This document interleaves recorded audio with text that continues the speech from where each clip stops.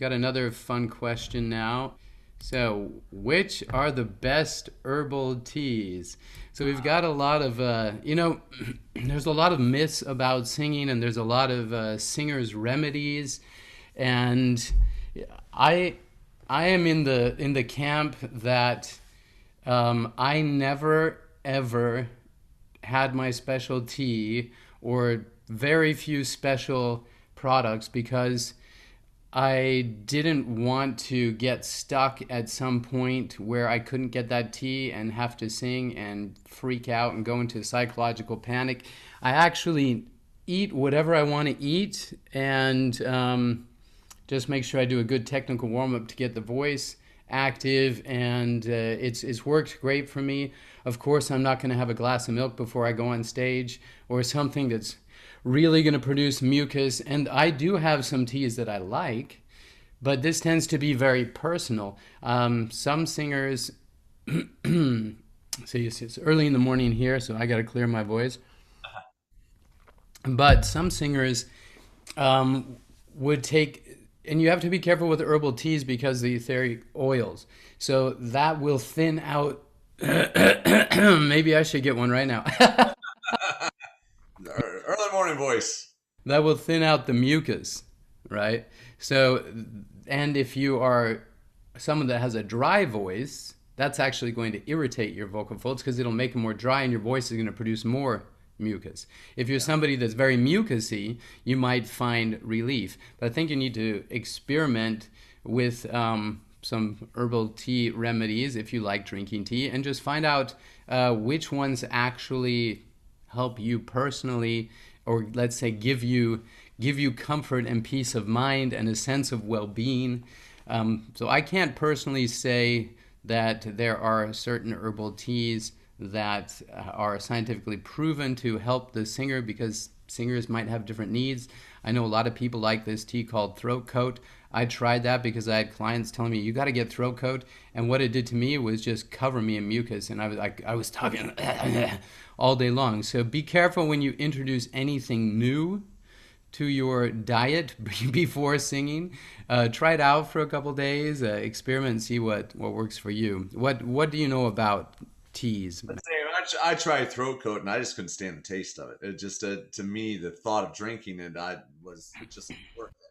I'm not somebody who really has good responses to herbal medicines. I've tried them for lots of different things, blood sugar control, other things, and I've seen zero response. I don't doubt that they work. I think for some people, certain things work really well because what we do know is that everyone's body chemistry is a little bit different. And some people's body might actually do really well with that uptake. I mean, clearly, like there's one, cinnamon is supposed to help lower your blood sugar. Tons of people have results. It doesn't do anything for me. I wish it did, but it doesn't. But I believe for some people it does. So I think that we got to look at all interventions and help people find the ones that work for them. So if you find a tea that you like and it seems to be giving you some comfort, great. A throat coat's the number one that I hear about. I hear about slippery elm is another one that people will find helpful. Again, I tried that one time, wasn't for me. I think that there's a lot of people who will talk about lemon teas and things like that being good. I think you have to tread carefully with that. I think it might feel good. It might help get some of the mucus out of your mouth, out of the back of your pharynx if it's thick, but it could also cause acid reflux because of the acidity. And the acid reflux could end up causing a problem. Now, there's one other big mistake that singers often make is they get so obsessed about not being dry that they take the drinking of the water to the far extreme. So, like we talked about on yesterday's show, is making sure you're drinking about half your body weight in ounces a day.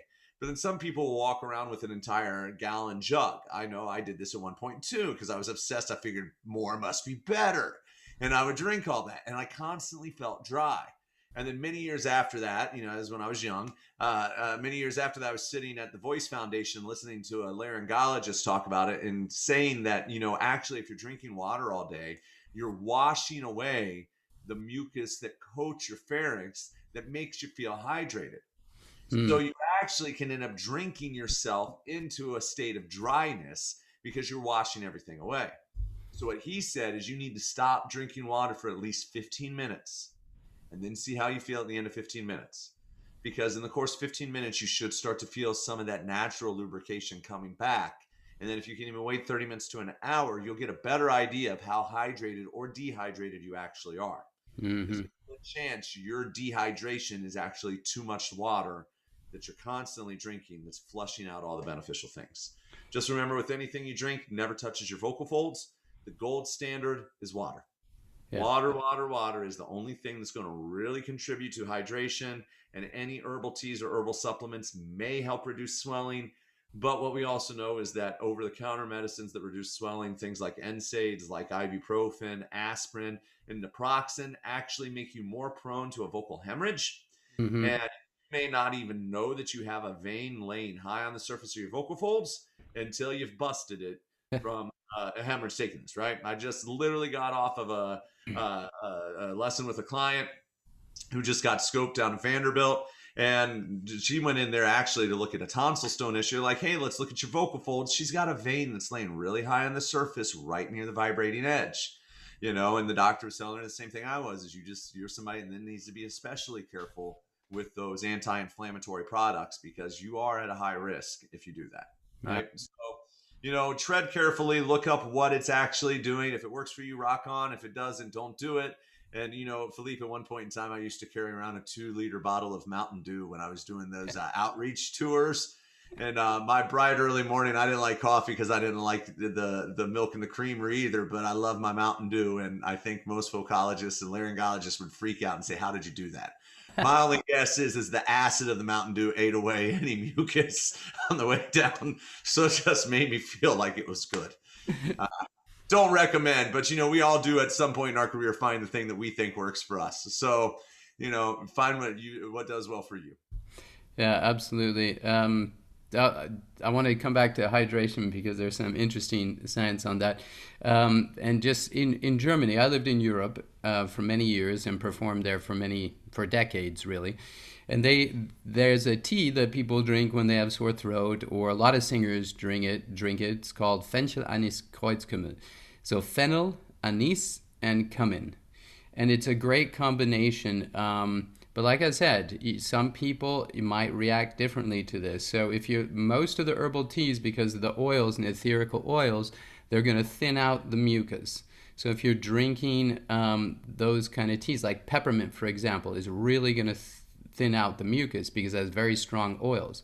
Whereas maybe a chamomile or a fennel, anise, cumin are a little bit more mild and have this tradition elderberry of helping your health.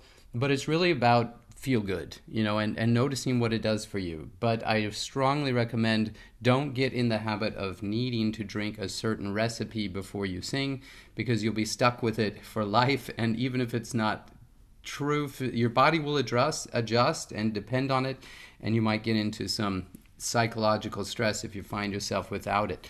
Some interesting research because one of my sons is a competition level athlete, and we're always concerned about hydration. Where we live, you've got to play soccer in 112, 115 degree weather Fahrenheit. That's around 40 degrees or more Celsius.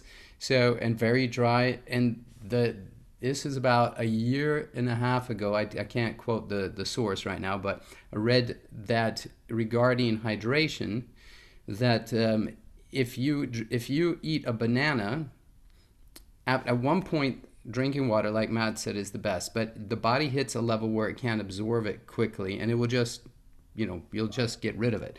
But one banana actually, and foods actually hydrate you more after your first saturation point in water than drinking another 2 glasses or quart of water. It's super fascinating. So,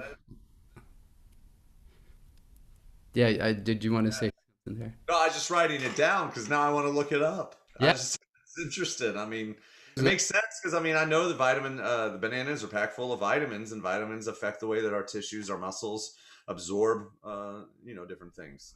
And also one of the findings was that drinking with some food helps hydration. So it's very fascinating.